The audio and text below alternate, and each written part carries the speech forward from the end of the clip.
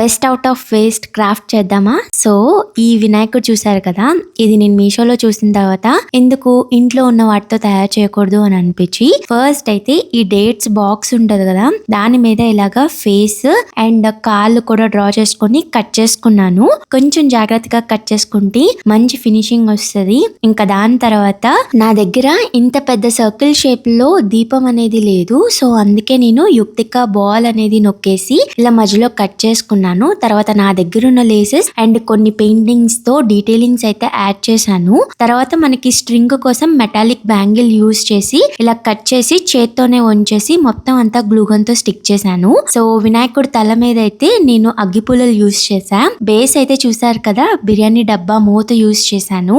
Here is the final output. చేయడం worth it అంటారా లేదో కింద కామెంట్ చేయండి. ఎలా అనిపించిందో మాత్రం చెప్పడం మర్చిపోవద్దు. వీడియో నచ్చితే సబ్స్క్రైబ్ చేసుకోండి. బాయ్.